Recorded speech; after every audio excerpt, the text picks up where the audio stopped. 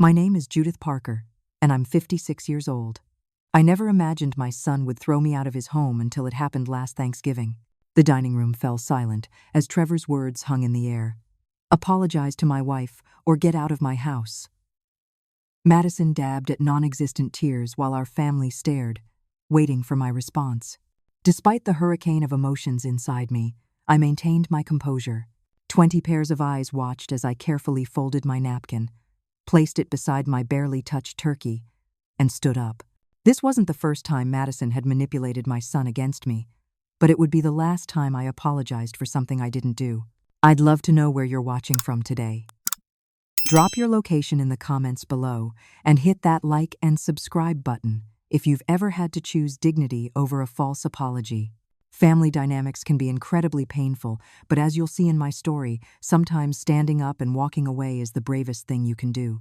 Let's explore how we got to that breaking point and what happened afterward. Trevor had always been my sensitive, thoughtful child.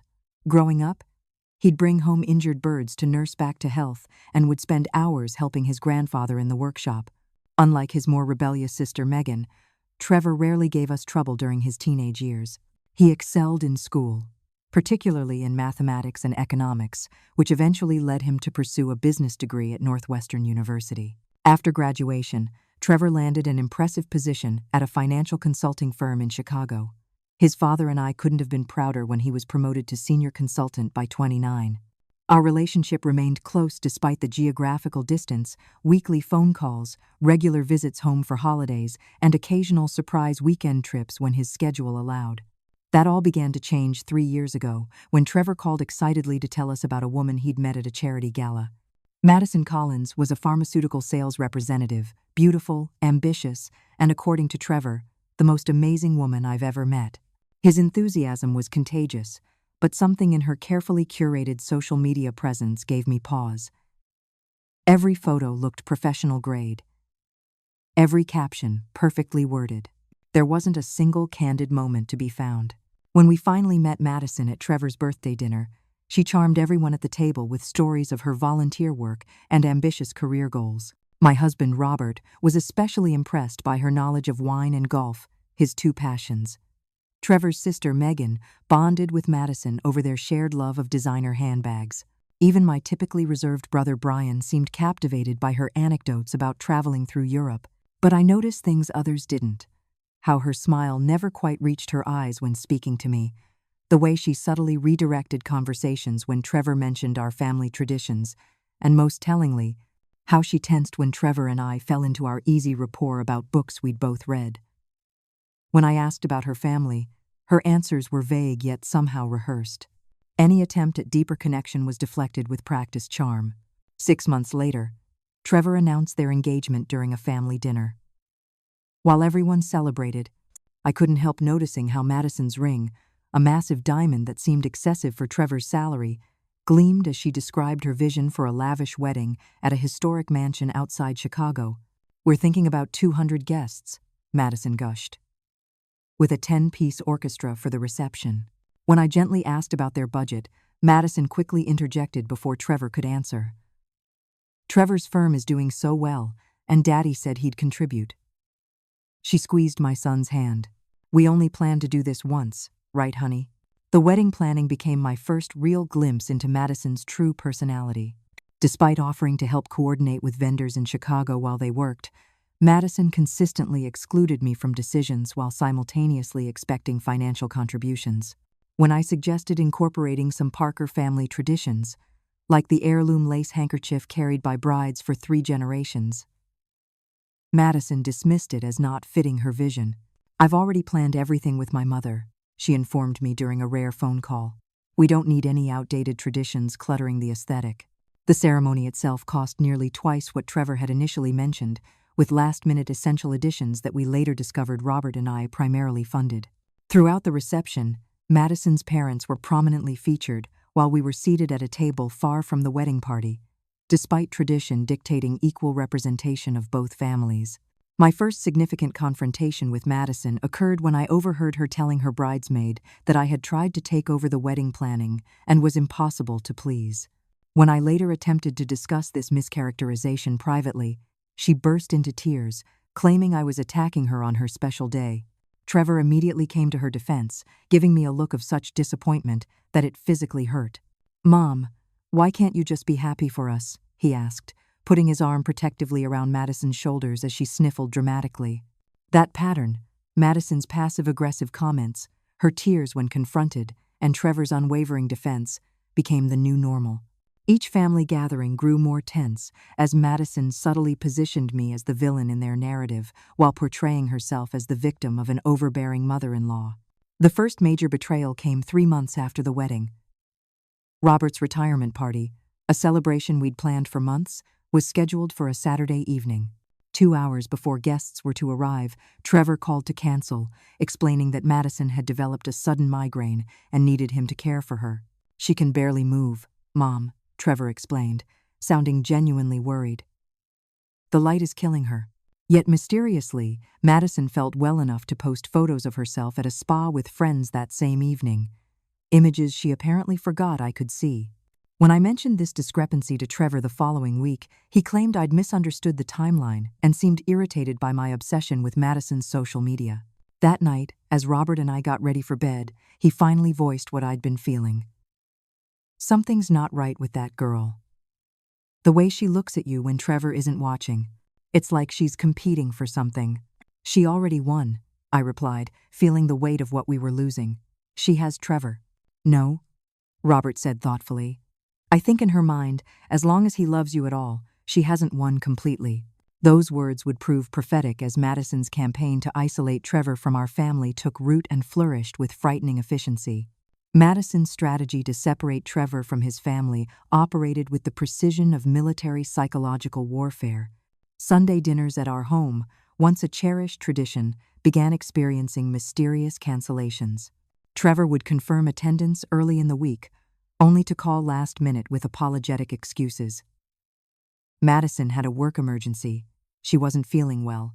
They'd accidentally double-booked with her family obligations. When they did attend family functions, Madison employed subtle yet effective tactics to ensure Trevor remained firmly under her influence.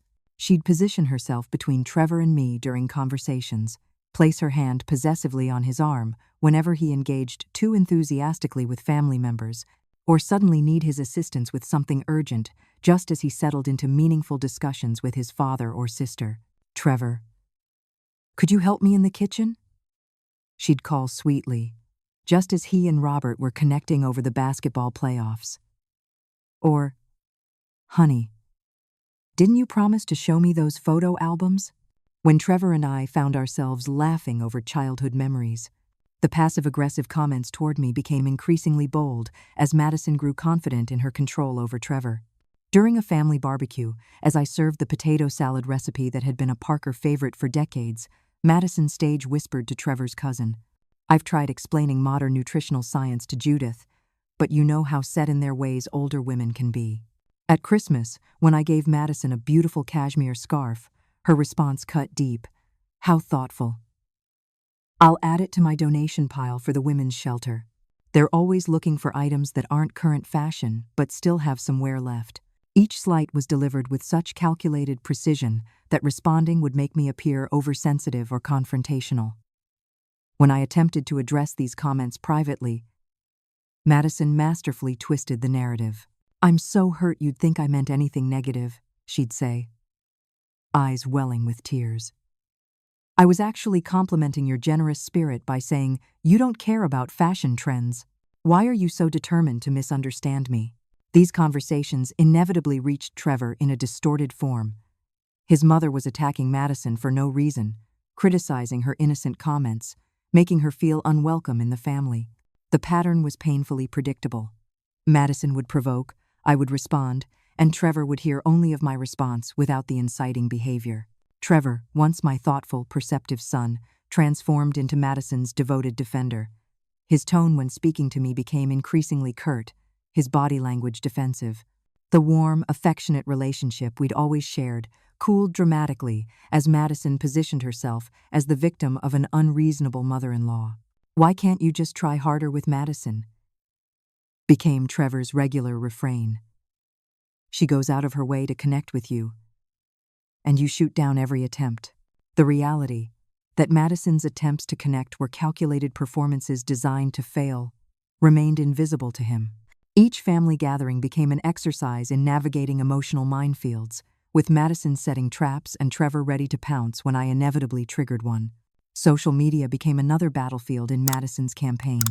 Her carefully curated posts portrayed her as the perfect daughter-in-law desperately trying to connect with a difficult mother-in-law.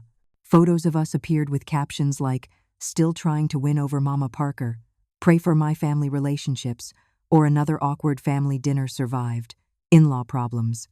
The public narrative she constructed painted her as the sympathetic character in our family drama. As Madison's influence over Trevor grew, his independence diminished. He stopped attending solo family events, claiming Madison would feel excluded. His lifelong interests, hiking, jazz music, historical biographies, gradually disappeared, replaced by Madison's preferences for reality television, exclusive restaurants, and social media-worthy vacation destinations. My brother Brian was the first family member to see through Madison's facade. After observing her performance at a family gathering, he pulled me aside. "That girl's got a playbook, Jude," he said bluntly. "I've watched her all evening. She's running interference between you and Trevor like it's a contact sport." Brian's validation provided my first real sense of relief. I wasn't imagining things or being overly sensitive as Trevor had suggested. Someone else could see the manipulation at play. "What do I do?" I asked, feeling helpless. "If I confront her, she twists everything. If I withdraw, she tells Trevor I'm being cold. If I try too hard, she says I'm smothering her." "Document everything," Brian advised, "and be patient. People like Madison eventually reveal themselves. The performance is too exhausting to maintain forever." What Brian couldn't have known was how Madison's manipulations extended beyond emotional control into financial territory. Through conversations with Robert's banking colleagues, we learned Trevor had withdrawn significant amounts from his retirement accounts and investment portfolio, funds he'd diligently built since his first job at 16. Meanwhile, Madison's social media showcased an increasingly lavish lifestyle: designer clothing, luxury vacations, expensive home renovations. Trevor, once financially prudent to a fault, was now funding Madison's extravagant tastes while becoming increasingly dependent on loans from her family's considerable wealth. The financial control complemented the emotional manipulation, creating a web from which Trevor couldn't easily escape. "They're remodeling the kitchen again," Megan reported after visiting their home. "Third time in 18 months. Madison said their designer insisted the quartz they installed last year is embarrassingly outdated now." The pattern became clear. Madison was systematically rebuilding Trevor's life with herself at the center and his family pushed to the periphery. Each decision, from their social circle to their spending habits, served to increase her control while diminishing his connections to anything predating their relationship. As we watched this transformation, a painful truth emerged. Madison didn't want a partner in Trevor. She wanted a possession. And she was willing to destroy his most fundamental relationships to secure her ownership. The announcement came during my birthday dinner, a celebration I'd been looking forward to after weeks of minimal contact with Trevor. As Robert finished toasting my 55th year, Madison dramatically clinked her water glass with a spoon. "Since we're all together, Trevor and I have some exciting news." She placed her hand over her still flat stomach with theatrical significance. "We're expecting. Baby Parker will be joining us in 7 months." The timing wasn't coincidental. Madison had waited until the exact moment when attention focused on me, then redirected it to herself with news she'd obviously known for weeks. As family members erupted in excitement, abandoning my half-opened gifts to flock around Madison with questions about due dates and nursery plans, I caught her watching me with the faintest smile of satisfaction. Despite the calculated nature of the announcement, genuine joy about becoming a grandmother overwhelmed my frustration with Madison's tactics. I approached them with sincere congratulations, offering to help prepare for the baby in any way they needed. "That's sweet, Judith," Madison responded with practiced politeness, "but my mother's already handling everything. She's such an experienced grandmother already with my sister's 3 kids." The implication was clear. Madison's mother would be the primary grandmother while I'd be relegated to secondary status. This hierarchy became increasingly apparent as the pregnancy progressed. When I offered to host the baby shower, Madison informed me that her mother and sister had already planned one at their country club. When I asked about attending prenatal appointments, Madison claimed the doctor limited attendance to immediate family only, a category that apparently excluded me but included her mother. Trevor seemed oblivious to these exclusionary tactics, excited about impending fatherhood, but deferring to Madison on all decisions. "Madison knows best about these things," became his standard response whenever I suggested traditional Parker family preparations for the new baby. When Madison went into labor 3 weeks early, we learned about it through social media rather than from Trevor.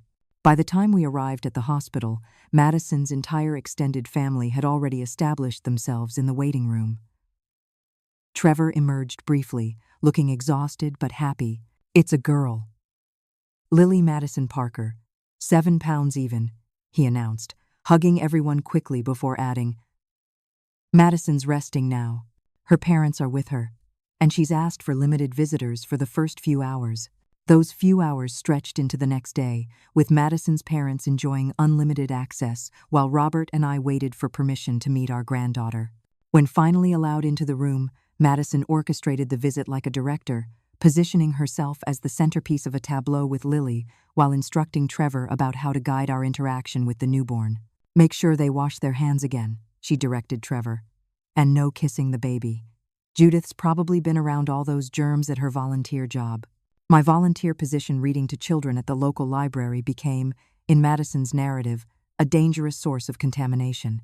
Every boundary she established seemed reasonable on the surface, protecting a newborn's fragile immune system, while simultaneously undermining my role as grandmother.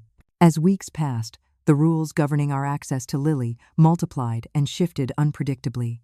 Visits needed to be scheduled at least a week in advance, couldn't exceed 1 hour, shouldn't occur during Lily's nebulously defined sensitive periods, and required adherence to an extensive list of prohibited behaviors, from wearing perfume to offering unsolicited childcare advice. Madison's parents, however, enjoyed unrestricted access to their granddaughter. They appeared constantly in photos holding Lily, feeding Lily, bathing Lily, all experiences systematically denied to us through Madison's ever-changing regulations. The gifts and cards I sent for Lily mysteriously disappeared into a void. A handcrafted wooden music box Robert spent months creating. "Oh, we must have misplaced that during the move," Madison claimed, though their address hadn't changed. "The baby blanket I knitted through months of anticipation? Lily has sensitive skin and can only use hypoallergenic fabrics, despite Madison proudly displaying her mother's handmade quilts in Lily's nursery. Trevor's enforcement of these unequal standards created the deepest pain. My son, who had once been so fair-minded and perceptive, now parroted Madison's justifications without question. "Mom, you know Madison is just being careful as a new mother," he'd explain patiently, as though I were being unreasonable for noticing the double standard. "Her parents just have more experience with babies since her sister's kids are still young." Robert, typically conflict avoidant, began expressing concern about the situation. "This isn't right, Judith," he said after another canceled visit because Lily was overtired, though Madison's Instagram showed the baby at a restaurant with her parents that same evening. "They're using that child as a pawn." The breaking point came when Madison accused me of endangering Lily during one of our rare visits. As I gently rocked my granddaughter, Madison suddenly gasped and snatched the baby from my arms. "She was turning blue," Madison claimed, though Lily had been peacefully dozing seconds earlier. "You had her blanket too close to her face." Trevor immediately rushed to Madison's side, checking Lily, who was now crying, likely from the abrupt movement rather than any actual distress. "Mom, you have to be more careful," Trevor admonished, his tone sharp with an edge I'd never heard directed at me before. Later that evening, Trevor called in a rage I barely recognized, accusing me of deliberately endangering his daughter. No amount of explanation could penetrate his certainty that I had somehow threatened Lily's safety. Madison had planted the narrative, and Trevor absorbed it as unquestionable truth. "Maybe you should take some time before visiting again," he concluded coldly. "Madison's really shaken up about this." As I hung up the phone, the reality of our situation crystallized with painful clarity. This wasn't simply a difficult relationship with a daughter-in-law. This was a systematic campaign to eliminate my role in my son's and granddaughter's lives, and it was working with devastating efficiency. The Thanksgiving invitation arrived unexpectedly after nearly 2 months of minimal contact. Madison's text message seemed surprisingly warm. "We'd love to have you and Robert join us for Thanksgiving dinner. Trevor's grilling the turkey this year. 3 p.m. at our place." Despite Robert's skepticism, "It's a trap," he warned only half-jokingly. Hope flickered inside me. Perhaps the cooling-off period had helped. Perhaps Madison had realized the importance of family connections for Lily. Perhaps Trevor had finally recognized the unnatural distance that had grown between us. We prepared for the visit with careful optimism. I selected a beautiful children's book for Lily, along with a small silver frame engraved with her name and birth date. For Madison and Trevor, I chose a bottle of the champagne we'd served at their wedding. Each gift was thoughtfully wrapped with handwritten cards expressing gratitude for the invitation and joy about reconnecting. "Remember," Robert cautioned as we drove to their new house, a sprawling colonial purchased primarily with funds from Madison's parents. "We're there to maintain a relationship with Trevor and Lily. If Madison provokes you, just smile and redirect." Madison's parents' vehicles already filled the driveway when we arrived, along with several cars I didn't recognize. The large gathering surprised me, as the invitation had suggested an intimate family dinner rather than a full-scale Thanksgiving celebration. Trevor greeted us at the door with an awkward hug that felt performative rather than genuine. "Come in, everyone's already here," he said, taking our coats while avoiding direct eye contact, a behavior that had become increasingly common in our interactions. Madison appeared moments later with Lily on her hip, dressed in matching harvest-themed outfits that looked straight from a magazine photo shoot. Her greeting was polite but cool, offering her cheek for my kiss rather than accepting an actual embrace. "You can put the gifts on the side table," she directed, barely glancing at the packages we'd brought. "We're opening everything after dinner." The house was filled with Madison's family, her parents George and Barbara Collins, her sister Amber with husband and children, and 2 aunts I vaguely recalled from the wedding. Trevor's sister Megan hadn't arrived yet, and I didn't recognize the other guests who seemed completely at home in my son's house. "Who are all these people?" I whispered to Robert as we made our way to the living room. "Madison's parents' friends, I think," he replied after overhearing introductions. "That couple by the fireplace, apparently vacations with the Collinses in Aspen." The dynamics were immediately clear. Madison's family dominated the space, her father mixing drinks at the bar cart, her mother directing food preparation in the kitchen, her sister's children claiming the prime seats near the television. Trevor moved through his own home like a guest, checking with Madison before answering even basic questions about drink options or dinner timing. When I attempted to help in the kitchen, Madison's mother Barbara interjected smoothly. "We have a system, Judith. Perhaps you could just relax in the living room. Too many cooks and all that." The kitchen remained firmly Collins' territory, with Trevor providing occasional assistance under Barbara's explicit direction. My attempts to connect with Lily met similar resistance. When I approached my granddaughter playing on a blanket, Madison immediately appeared. "She's in a stranger anxiety phase," Madison explained, though Lily had been happily interacting with several people I'd never seen before. Better not to overwhelm her. Dinner itself was arranged with careful planning that reinforced the established hierarchy. Madison's parents occupied the seats of honor beside Trevor at one end of the table, while Robert and I found ourselves near the children's section at the opposite end. The conversation flowed around us rather than including us, with frequent references to events, people, and inside jokes from which we were conspicuously excluded. "Just like in Scottsdale, remember?" Madison's father laughed, raising his glass toward Trevor. "Our boy here outplayed the club pro." "When were you in Scottsdale?" Robert asked conversationally. Trevor looked momentarily uncomfortable. "Last month, a quick weekend golf trip with George." The weekend he'd claimed was consumed by mandatory work training, another in the growing collection of lies that strained our relationship. As the meal progressed, I made a sincere effort to participate positively. When the topic turned to holiday traditions, I mentioned the cranberry relish recipe that had been part of Parker family Thanksgivings for generations. "Those old-fashioned recipes are so quaint," Madison commented with a tight smile. "We're using a version from Chef Daniel's cookbook this year. Much more sophisticated flavor profile."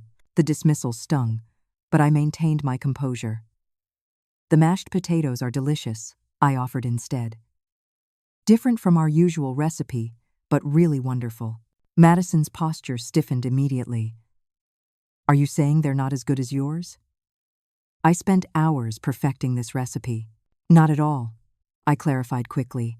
They're excellent, just different. I'd love to know what you added to make them so creamy. Madison's eyes narrowed as she placed her fork down dramatically. I don't need your approval of my cooking, Judith. Some of us don't need to control every aspect of a family gathering. The table fell uncomfortably silent. Trevor glanced between us, his expression darkening. Mom, Madison worked really hard on this meal, he said, his tone carrying a warning. I was complimenting the potatoes, Trevor, I explained calmly. There was no criticism intended. Madison abruptly stood, napkin thrown beside her plate. I need to check on Lily, she announced. Though my granddaughter was clearly visible in her high chair, happily mashing sweet potatoes. As she passed behind my chair, she paused to whisper, "Stop trying to undermine me in my own home." Startled by this bizarre accusation over what had been a genuine compliment, I excused myself a few minutes later and followed Madison to the kitchen. I found her leaning against the counter, not attending to Lily at all. Madison, I think we need to clear the air, I began quietly. I wasn't criticizing your cooking. I was genuinely complimenting it. Save it, Judith, she responded, voice suddenly cold and eyes completely dry despite the performance of distress she'd enacted at the table. I know exactly what you're doing, and it won't work. What am I doing? I asked, genuinely confused. Trying to establish yourself as the matriarch, the authority everyone should respect. Her expression hardened. Let me make this crystal clear. Trevor is my husband now, not your son. This is my family, my home, my territory. You're here on sufferance, and only because Trevor still has some misguided sense of obligation to you. The mask had slipped completely, revealing the calculating person beneath the perfect daughter-in-law facade. Before I could respond to this shocking declaration, Trevor appeared in the doorway, his expression thunderous. What did you say to upset Madison again? He demanded, having clearly heard only the tail end of our conversation. Madison immediately transformed, eyes welling with tears as she turned to Trevor. I was just trying to explain that her comments about my cooking hurt my feelings, and she said I was being oversensitive and manipulative. I stood speechless at this complete fabrication of our exchange. Trevor, that's absolutely not what happened. Madison just told me that you're her husband, not my son, and that I'm only here on sufferance. Trevor's face flushed with anger as Madison buried her face against his chest, shoulders shaking with theatrical sobs. Why do you always do this, Mom? Why can't you just let today be peaceful? I'm trying to clear up a misunderstanding, I explained, maintaining my composure despite the surreal distortion of reality occurring before my eyes. There's no misunderstanding, Madison wailed. She hates me, Trevor. She's always hated me. Nothing I do is ever good enough for your mother. Trevor's arm tightened protectively around Madison as he glared at me with an intensity that physically hurt to witness. Without further discussion, he guided Madison back toward the dining room, where their entrance created immediate concern among her family members. What happened?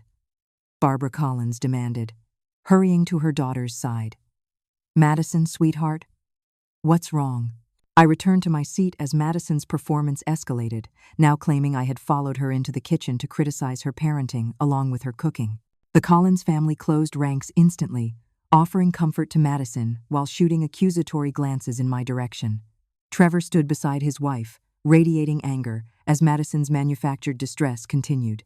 Finally, as dinner sat cooling on everyone's plates, Trevor exploded. That's enough, Mom. You've ruined today for everyone. His voice carried through the entire house as he pointed dramatically toward the door. Apologize to my wife or get out of my house. The room fell silent.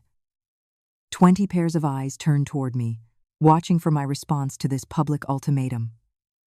Robert reached for my hand under the table, giving it a supportive squeeze. For a brief moment, I considered apologizing simply to keep the peace, to maintain some thread of connection to my son and granddaughter, however tenuous. But as I looked at Madison's face, I caught the flicker of satisfaction beneath the performance of distress. This had been her goal all along, to force me into either public humiliation or complete estrangement. In that moment, I chose dignity over capitulation. I chose truth over a false peace that would only enable further manipulation. I carefully folded my napkin, placed it beside my plate, and stood. "I will not apologize for something I didn't say or do," I stated quietly.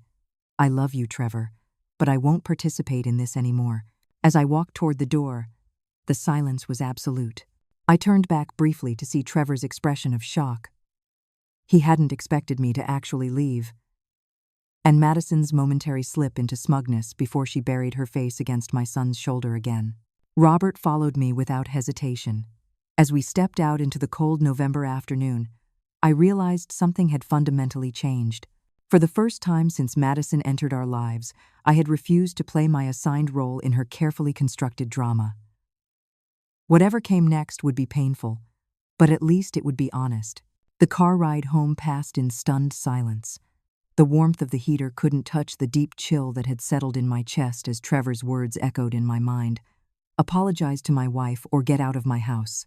My son, the boy who had once crawled into my lap during thunderstorms, who had called me from college just to share a passage from a book he was reading, who had sobbed in my arms after his first heartbreak, had publicly humiliated me over a fabricated offense. "I could have just apologized," I finally said as our house came into view. "Maybe that would have been easier." "Easier for whom?"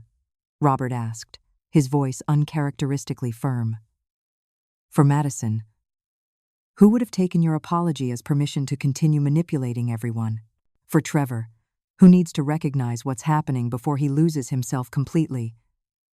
For Lily, who deserves authentic relationships rather than performances.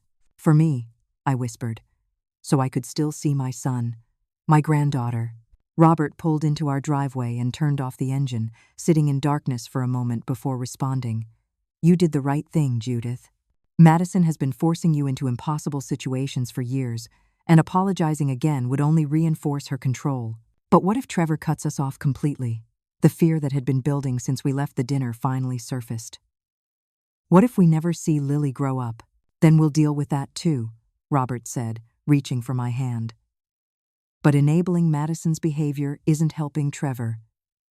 And it definitely isn't helping Lily." As we entered our quiet house, the contrast with the chaotic Thanksgiving scene was jarring. Our own turkey, prepared earlier for leftovers, sat untouched in the refrigerator. The table I'd set that morning for our return dinner remained perfect and empty. The normality of our home emphasized how abnormal the situation with Trevor had become. The first call came as we were changing out of our dinner clothes. Megan, who had apparently arrived at Trevor's just after our departure, sounded both confused and concerned. "What happened?" "Trevor won't really explain, and Madison's still crying too hard to make sense. Something about you criticizing her cooking and parenting?" I explained the actual exchange as clearly as possible, including Madison's private admission in the kitchen. Megan listened without interruption before sighing heavily. "That tracks with what I've seen," she admitted. "But Trevor's completely convinced you attacked Madison for no reason. He's saying maybe it's best if you take some time apart until you're ready to apologize." "I won't apologize for something that didn't happen," I said firmly, surprising myself with my conviction. "I know," Megan replied. "But are you prepared for what that might mean?" After Megan's call, my phone lit up with messages from various family members who had been at the dinner. My sister-in-law, Lisa, demanded to know why I'd been so hard on that sweet girl. My cousin Elizabeth suggested I should swallow my pride for family harmony. Even my normally perceptive brother Brian seemed uncertain about what had actually transpired.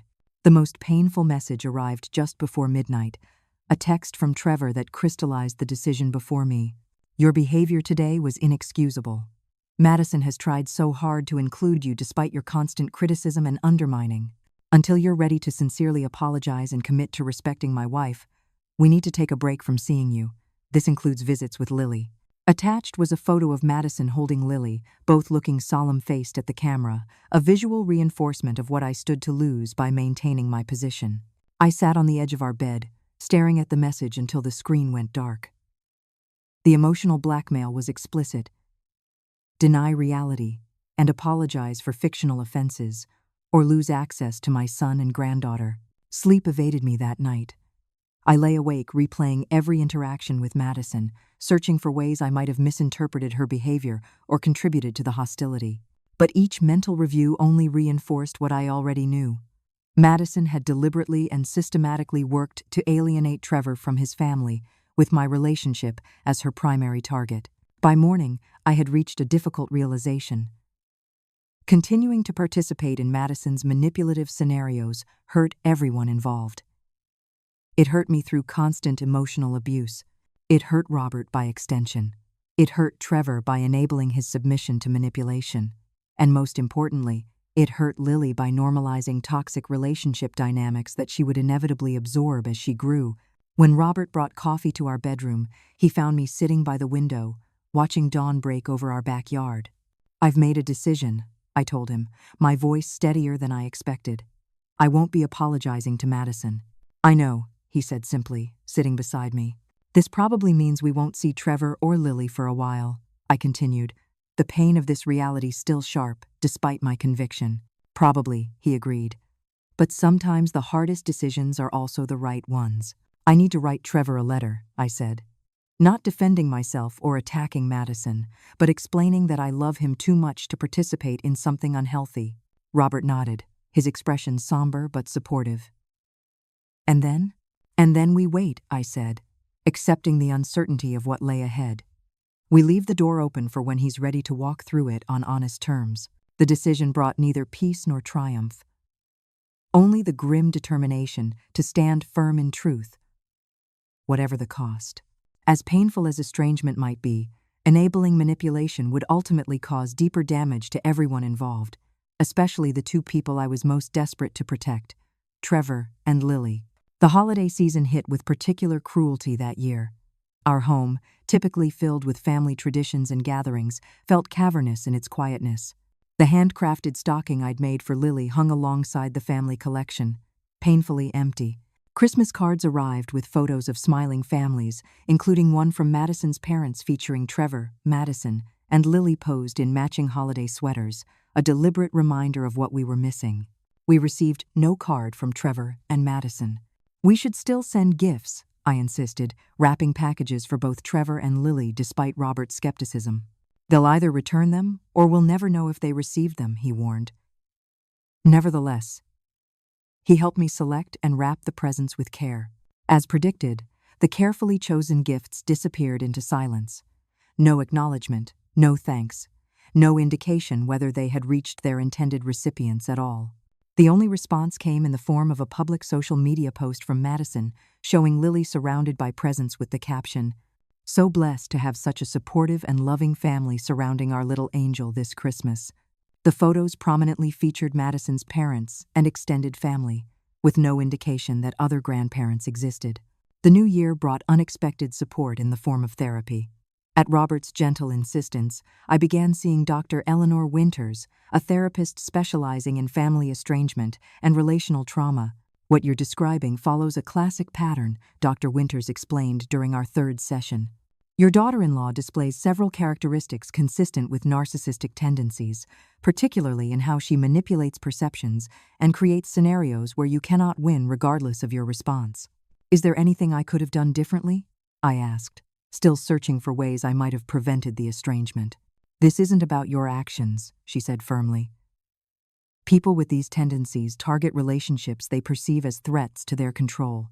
Your close bond with Trevor made you an automatic target, regardless of how accommodating you tried to be." Dr. Winters recommended several books about daughters-in-law with narcissistic traits and parents experiencing adult-child estrangement. The literature provided both validation and community. Stories from others who had walked similar painful paths and found ways to maintain their dignity despite ongoing manipulation. Through Dr. Winters, I also discovered a support group for parents alienated from adult children. The monthly meetings became a sanctuary where I could speak honestly about my experiences without fear of judgment or simplified advice to just apologize and move on. These fellow travelers understood the complexity of loving someone caught in a manipulative relationship the impossible choice between enabling harmful dynamics or accepting painful separation.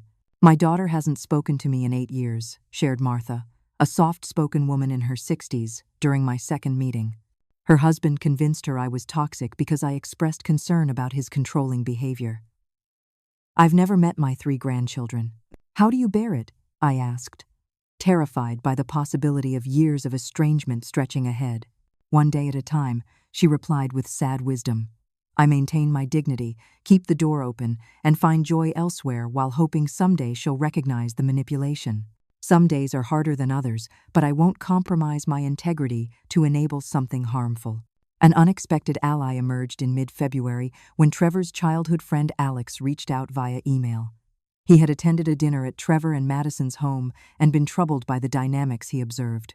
Trevor doesn't seem like himself anymore, Alex wrote. When I mentioned your name, Madison immediately changed the subject, and Trevor looked uncomfortable.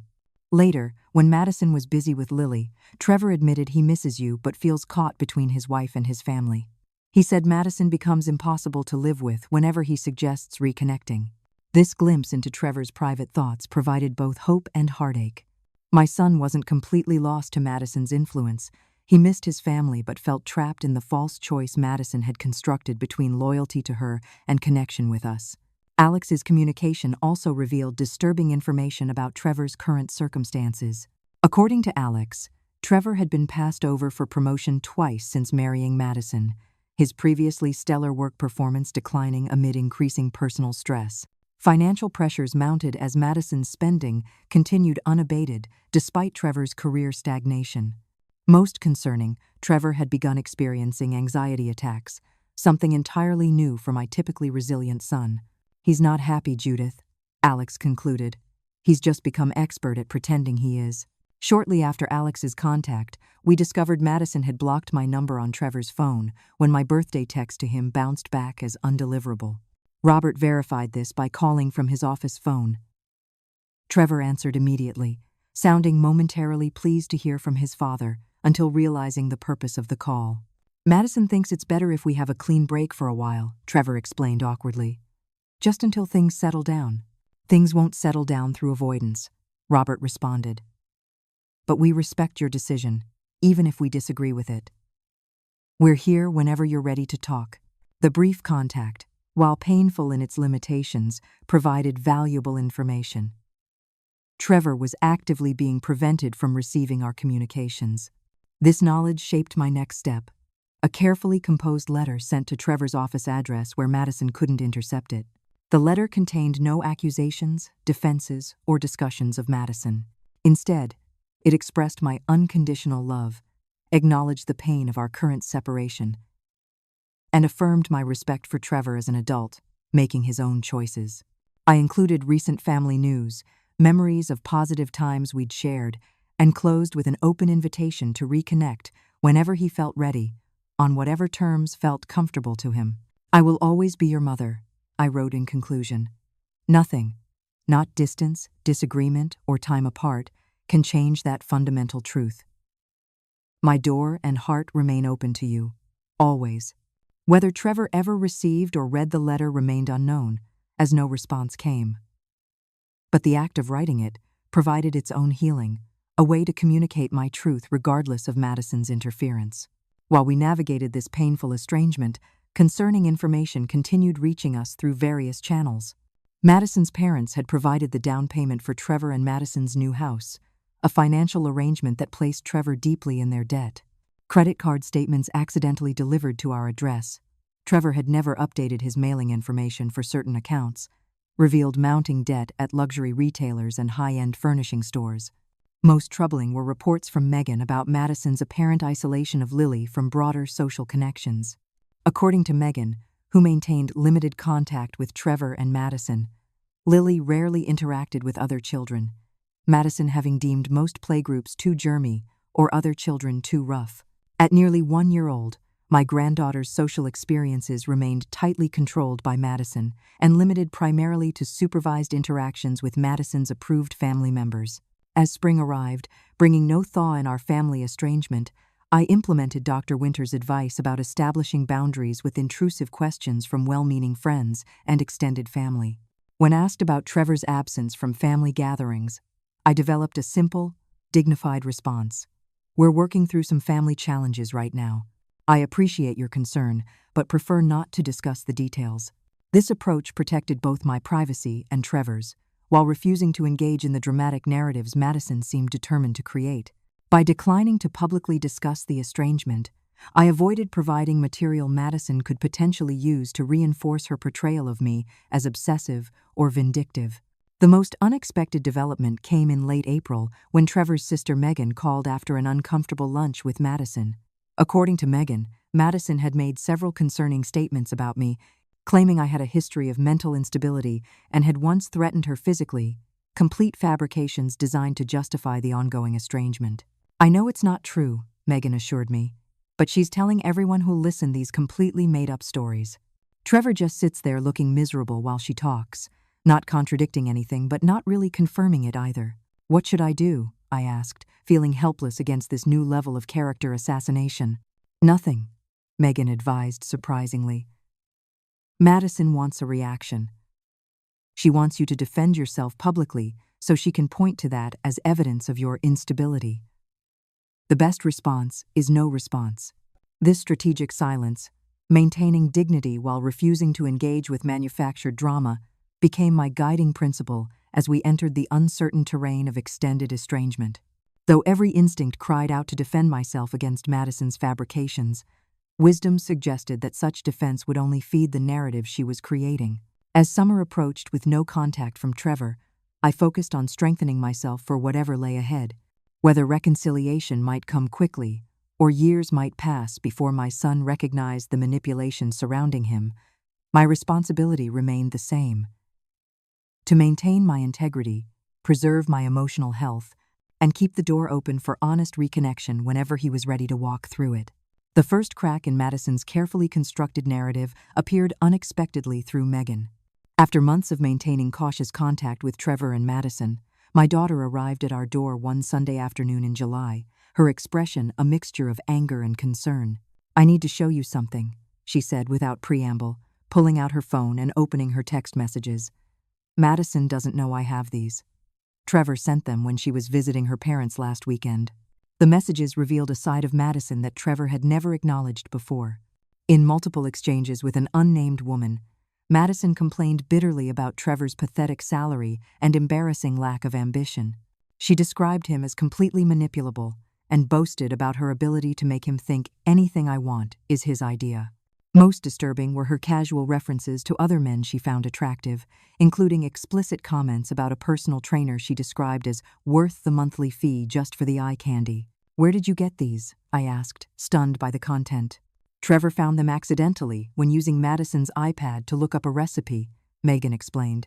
"She'd forgotten to log out of her messages. He forwarded them to me because he was too embarrassed to show anyone else, then made me promise not to tell anyone, including me," I noted quietly. "He specifically said not to tell you," Megan admitted. "He said you'd be too hurt knowing you were right about her all along.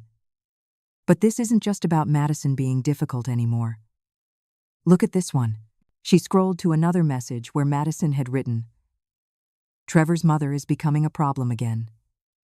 He mentioned wanting to invite her to Lily's birthday. I'll handle it like last time.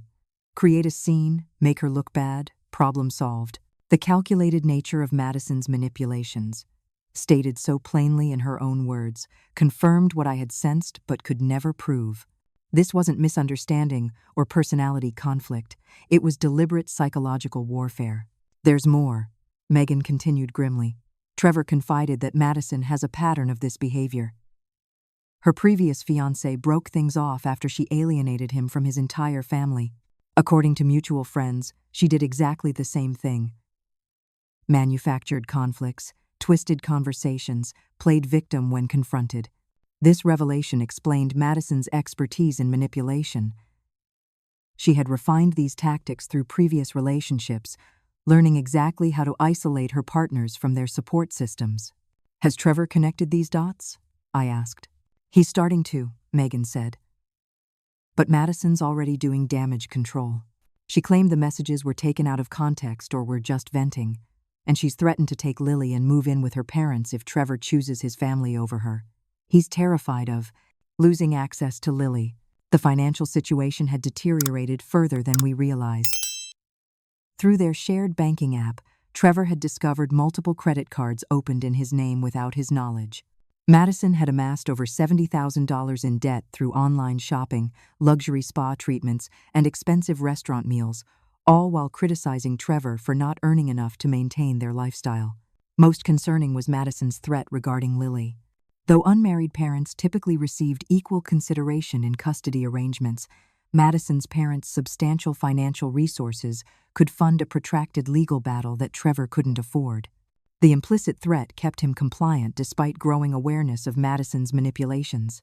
Later that week, Robert and I received an unexpected invitation to a casual family gathering at Megan's home.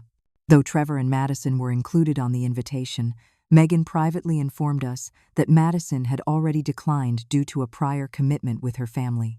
Trevor, however, had tentatively agreed to attend with Lily.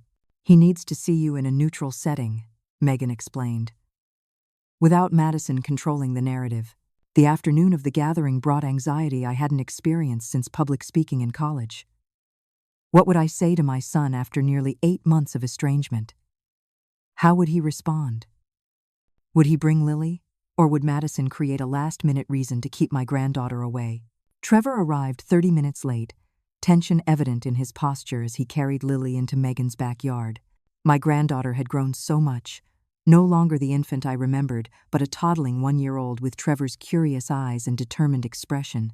The sight of her simultaneously healed and reopened the wound of our separation. Our reunion contained neither dramatic confrontations nor tearful reconciliations. Instead, Trevor approached cautiously, his greeting awkward but not hostile. "Hi, Mom. Dad. It's been a while." "Too long," Robert replied simply, reaching for his son's shoulder. I focused on Lily, allowing Trevor to set the pace of our interaction. "She's beautiful, Trevor. She looks just like you did at that age." For the next hour, conversation remained surface level but civil.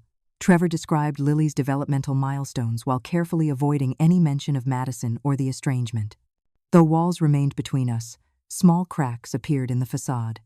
Moments when Trevor's genuine self emerged from behind the defensive posture he'd maintained since Thanksgiving. The most revealing moment came when Lily began fussing and Trevor automatically handed her to me, an instinctive act of trust that contradicted months of Madison's narrative about my supposed danger to my granddaughter. As I soothed Lily with the same gentle bouncing that had calmed Trevor as a baby, his expression softened into recognition. "You still do that the same way," he observed quietly. "Some things you don't forget," I replied, maintaining the delicate connection forming between us.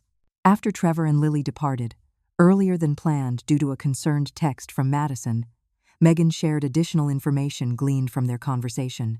Madison's controlling behavior had escalated to monitoring Trevor's phone, tracking his location through shared apps, and questioning him extensively about any conversations with family members. Her mother Barbara had become a constant presence in their home, often arriving unannounced and staying for days despite Trevor's discomfort. "He's starting to see it," Megan concluded, "but he's terrified of losing Lily if he confronts Madison directly." The gathering at Megan's created a hairline fracture in Madison's carefully constructed isolation. Though minimal, this contact established a precedent for Trevor seeing us without Madison's direct supervision, a small but significant step toward potential reconciliation. Meanwhile, information continued emerging about Madison's past pattern of manipulative relationships. Through discreet inquiries, we discovered her previous engagement had ended when her fiancé's sister recorded Madison admitting she had fabricated conflicts to isolate him from his annoying family. Madison had apparently repeated this playbook almost identically with Trevor, having perfected the techniques of isolation and control. Most concerning was the glimpse we received of Madison's mother's influence on her daughter's behavior. Barbara Collins displayed many of the same manipulative tactics as Madison, suggesting these patterns had been modeled and reinforced throughout Madison's development. The generational aspect of this manipulation indicated deeper psychological roots than mere personality conflict. This was learned behavior being potentially transmitted to Lily through daily example. though direct confrontation remained inadvisable given Madison's demonstrated ability to twist such encounters against me. I began quietly documenting all interactions and incidents in a detailed journal. Should custody issues ever arise, this record might prove valuable in establishing patterns of parental alienation and psychological manipulation affecting Lily's well-being. Robert and I also consulted an attorney regarding grandparent visitation rights in our state. Though such rights remained limited and difficult to enforce against parental wishes, understanding the legal landscape provided some comfort should Madison attempt to permanently sever Lily's relationship with us. Additionally, we updated our will and trust documents to include educational provisions for Lily regardless of our relationship status with her parents. These practical steps, while unable to resolve the emotional pain of estrangement, ensured our granddaughter's future interests remained protected despite current circumstances. The most difficult lesson during this period was learning to practice strategic patience. Every instinct urged immediate action to reclaim my relationship with my son and granddaughter. Yet wisdom suggested that direct intervention would likely backfire, pushing Trevor further into defensive alignment with Madison. The healthiest approach required giving Trevor space to recognize Madison's manipulation at his own pace while remaining consistently available when he reached out. As summer turned to fall, small signs suggested this approach was bearing fruit. Trevor began calling Robert occasionally, brief conversations that carefully avoided mentioning Madison but gradually increased in frequency and duration. Though he maintained distance from me specifically, likely due to Madison's focused campaign against our relationship, these contacts with Robert provided a tenuous connection to our family. The truth was emerging in its own time, not through dramatic confrontations or forced revelations, but through the inevitable cracks appearing in Madison's unsustainable performance. The question remained whether this emerging truth would arrive in time to save Trevor from deeper entanglement in Madison's manipulative web. The call came at 2:17 on a Tuesday afternoon in late October. I was preparing a presentation for my library volunteer program when Trevor's name appeared on my phone screen, the first direct contact he'd initiated in nearly a year. "Mom?" His voice sounded strained, uncertain. I think I need some help." Madison had been in a minor car accident that morning, texting while driving, resulting in a fender bender with no serious injuries. During her emergency room visit, however, a critical mistake occurred. The hospital called Trevor as her emergency contact, but also called someone named Jason, who arrived at the hospital identifying himself as Madison's boyfriend. "He didn't know she was married," Trevor explained, his voice hollow with shock. "He showed me text messages going back 6 months. They've been seeing each other since April." The discovery of Madison's infidelity had triggered a cascade of revelations. While going through her phone to understand the extent of the affair, Trevor uncovered evidence of at least 2 other relationships conducted through dating apps. More devastating was finding messages to her friends describing marriage to Trevor as a practical arrangement for financial stability while she pursued more exciting relationships on the side. "She doesn't even seem sorry," Trevor continued, disbelief evident in his voice. "She said I was being controlling by looking at her phone and that monogamy is an outdated concept anyway." The infidelity revelation coincided with a financial crisis Trevor had been concealing for months. Madison's unrestrained spending had resulted in missed mortgage payments, their house now under threat of foreclosure. Trevor had depleted his retirement savings attempting to manage their debt, only to discover Madison continued opening new credit accounts despite their financial crisis. "I've moved out," he said finally. "I'm staying at Alex's apartment for now. Madison's parents are threatening to sue for full custody of Lily if I file for divorce. They say they have documentation of my unstable behavior and financial irresponsibility." "I don't even know what that means." "Where is Lily now?" I asked, my heart racing at the mention of custody threats. "With me." Madison was more upset about me finding Jason than about me taking Lily. "Her mom is already talking about lawyers." His voice broke. "I can't lose my daughter. Mom, I can't." "You won't," I promised, though I had no authority to guarantee such an outcome. "Have you spoken to an attorney?" "I can't afford one," he admitted. "Everything's gone into keeping up with Madison's spending." The conversation ended with tentative plans to meet for coffee the following day, our first intentional one-on-one meeting since the Thanksgiving disaster. After hanging up, I sat motionless, absorbing the seismic shift in our family landscape. While I felt vindicated by the confirmation of Madison's true character, that validation was overshadowed by concern for Trevor and Lily. When Trevor arrived at the quiet cafe we'd chosen for its privacy, the physical changes in my son shocked me. He had lost weight, dark circles underscored his eyes, and his typically confident posture had collapsed into something approaching defeat. Lily, however, lit up at the sight of me, reaching out with a delighted gamma, a recognition that brought tears to my eyes. Our conversation unfolded carefully at first, both of us navigating the accumulated tension of our estrangement. But as Trevor began sharing the full extent of Madison's deception, his reserve crumbled.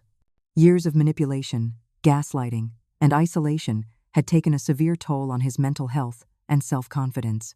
Madison had systematically convinced him that his perceptions were flawed, his concerns unreasonable, and his family toxic, a comprehensive campaign of psychological manipulation aimed at maintaining complete control. "I should have seen it," he said, rubbing his temples as Lily contentedly stacked sugar packets on the table between us. "The way she twisted everything made me doubt myself, turned me against you and Dad. I fell for all of it." "Madison is very skilled at manipulation," I responded carefully. "This isn't about your intelligence or judgment. These patterns are designed specifically to be difficult to recognize from within the relationship."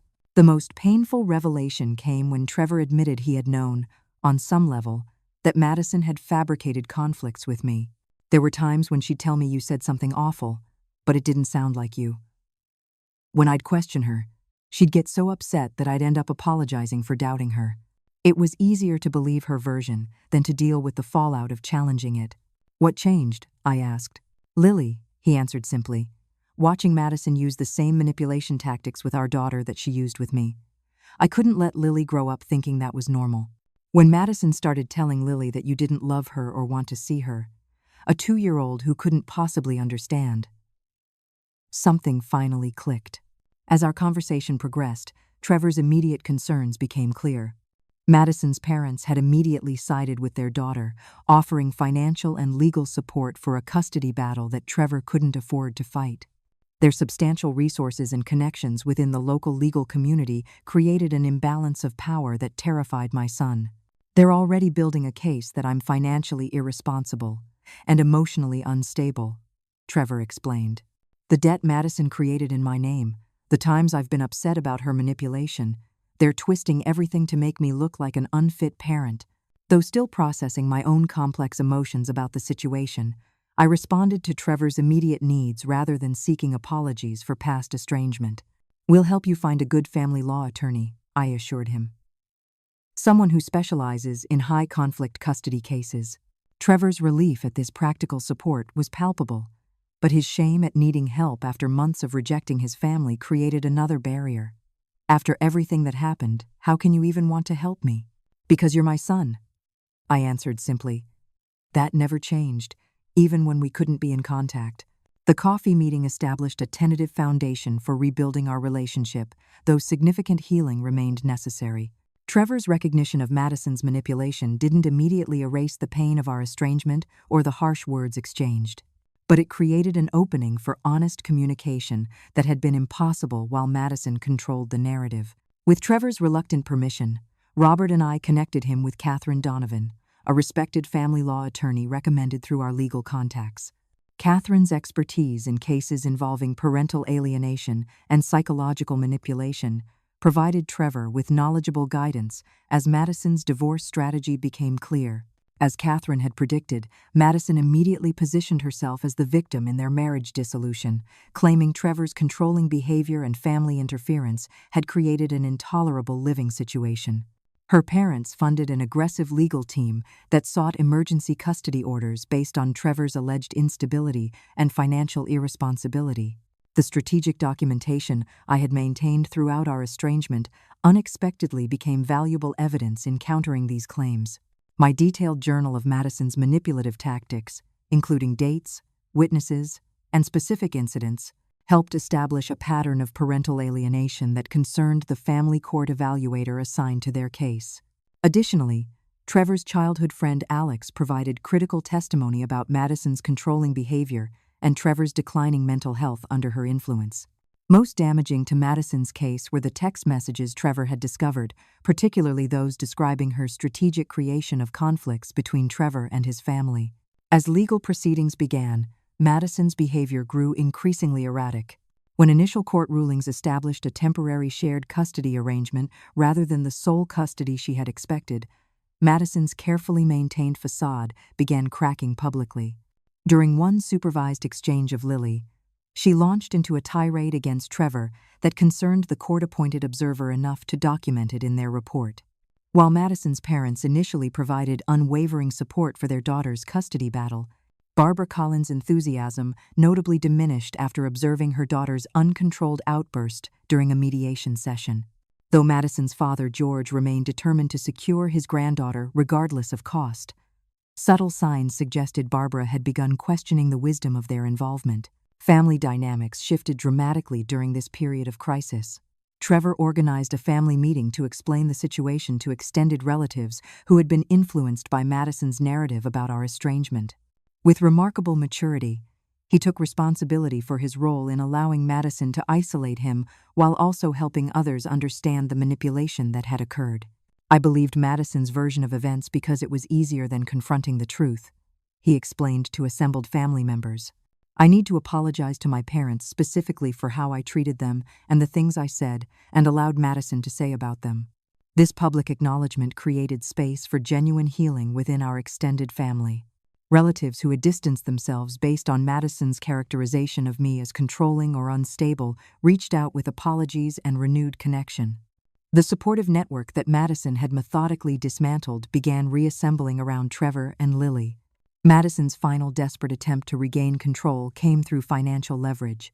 Having drained Trevor's resources during their marriage, she attempted to force him into an unfavorable custody arrangement by exploiting his inability to fund prolonged litigation.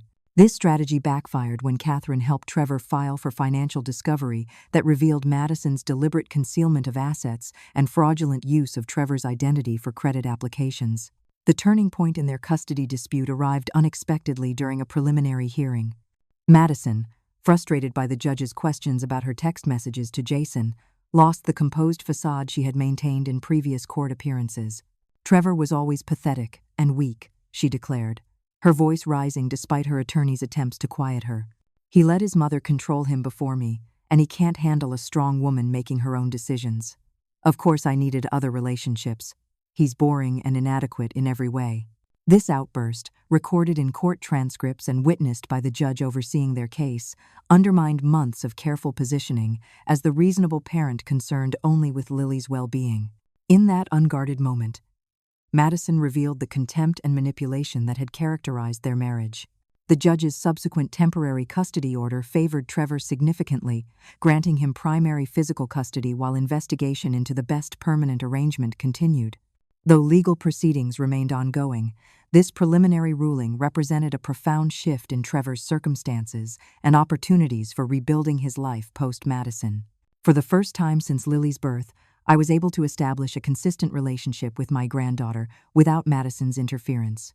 Though initially cautious around me due to Madison's negative conditioning, Lily quickly responded to genuine affection and consistent presence. Her delight in simple grandmother activities, baking cookies, reading stories, exploring the garden, healed wounds I hadn't fully acknowledged.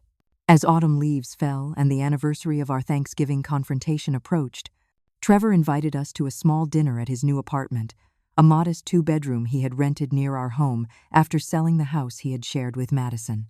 The contrast between this simple meal and the previous year's disastrous gathering couldn't have been more pronounced. Sitting at Trevor's kitchen table with Lily cheerfully dropping peas from her high chair, Trevor finally addressed the painful journey we had traversed. "I need to say something I should have said months ago," he began, his voice steady but emotional. "Thank you for standing up that day at Thanksgiving. If you had apologized like Madison wanted, I might never have seen the pattern. When you chose dignity over a false peace, you showed me something I needed to see, even if it took me too long to recognize it." In that moment of acknowledgement, something fundamental shifted in our healing process. The estrangement that had caused such profound pain began transforming into a catalyst for growth, understanding, and deeper connection based on hard-won truth rather than comfortable illusions. 1 year after the Thanksgiving confrontation that had marked our lowest point, our family gathered again, not around Madison's showcase dining table but in our well-worn family home. Trevor arrived early to help prepare the meal, Lily excitedly trailing her father with a sense of belonging that warmed my heart. The profound changes in both of them over the previous 12 months reflected a journey of healing that continued to unfold. The custody arrangement had eventually settled into a workable schedule. Trevor maintained primary physical custody, with Madison receiving regular visitation. Though Madison initially contested this arrangement, her interest in active parenting fluctuated with her romantic relationships, her latest boyfriend apparently less enthusiastic about children than she had hoped. Madison's parents had gradually decreased their involvement in the custody battle as evidence of their daughter's manipulation mounted. Barbara Collins, in a surprising development, had reached out to me privately after witnessing Madison's behavior during a supervised exchange. "I think I owe you an apology," she had admitted reluctantly. "I'm beginning to understand some things about Madison that I've been avoiding for years." Though civil co-parenting remained challenging, Trevor had developed effective boundaries and communication strategies through consistent therapy. The emotional manipulation that once controlled him now triggered recognition rather than compliance. When Madison attempted familiar tactics, tears, accusations, threats, Trevor responded with calm detachment, focusing exclusively on Lily's well-being rather than Madison's emotional demands. The hardest part, Trevor confided one evening as we watched Lily playing in the backyard, was accepting that Madison never loved me the way I thought she did. I was a resource to her, financial support, social status, father for her child, but never a partner she genuinely cared about. "That's a painful realization," I acknowledged, respecting the grief underlying his growth. "But necessary," he added. I couldn't move forward believing our relationship was something it never was. Trevor's personal development through therapy had transformed him in subtle but significant ways. The people-pleasing tendencies that made him vulnerable to Madison's manipulation had evolved into healthier boundaries and self-advocacy. His natural empathy, once exploited as a weakness, now functioned as strength, guided by discernment rather than guilt. Professionally, Trevor had rebuilt his career after the financial devastation of his marriage. Though starting essentially from zero after depleting his savings managing Madison's debts, his employers had recognized his renewed focus and commitment. A recent promotion suggested his career trajectory had resumed its upward path, albeit from a humbler starting point. My relationship with Lily flourished in the stability of our restored family connections. At nearly 2.5, my granddaughter displayed the natural resilience of childhood, quickly adapting to the new normal of divided parenting time. The manipulative messages about me that Madison had attempted to instill faded as Lily experienced consistent, loving interaction with her grandmother. Our bond grew through ordinary moments: bedtime stories, playground adventures, baking projects that inevitably created more mess than cookies. The contrast between this year's Thanksgiving preparation and the previous year's tension was striking. Trevor moved comfortably through my kitchen, the easy rapport we had once shared gradually re-establishing itself through shared tasks and memories. When he accidentally dropped a bowl of cranberry sauce, his immediate reaction, tense shoulders, quick apology, anxiety about my response, revealed lingering effects of Madison's conditioning. "It's just cranberries," I reassured him, already reaching for paper towels. "Remember when you were 8 and tried to make breakfast in bed for my birthday? That was a much more impressive kitchen disaster." His laugh, genuine, unreserved, marked another small victory in our healing process. Each such moment represented progress from the emotional minefield Madison had created, where every interaction carried potential for criticism or conflict. As our expanded family gathered around the table, Trevor and Lily, Megan and her husband, Robert's brother James and his wife, my supportive brother Brian, the abundance of our reconnection overshadowed the painful journey required to reach this point. Watching Trevor comfortably engaged in family conversation, no longer scanning for potential offenses or monitoring his words for later manipulation, I recognized how profoundly Madison's influence had affected his natural personality. "Before we start," Trevor said as we prepared to serve the meal, "I want to say something." He glanced at me before continuing. Last year, at this time, we were in a very different place. I said things and made choices that hurt people I love because I couldn't see what was happening. I'm grateful for second chances and for family that doesn't give up even when things seem impossible. Robert raised his glass in response. To truth and reconciliation. Sometimes the hardest path leads to the best destinations. Madison's continued attempts at manipulation now met consistent boundaries from our entire family. Her occasional efforts to create conflict, scheduling changes without notice, sending Lily with inappropriate messages about Trevor, attempting to extract information about family activities, received calm, measured responses rather than emotional engagement. This united approach gradually diminished the effectiveness of tactics that had previously created significant disruption. Trevor's new perspective on relationships emerged slowly through conversations about potential dating as his divorce finalized. His wariness about trusting his judgment after Madison was understandable but accompanied by healthier awareness of relational red flags. I ignored so many warning signs with Madison, he admitted during a weekend visit. The love bombing at the beginning. How quickly she wanted commitment. The subtle put-downs, disguised as concern. The way she isolated me from friends and family.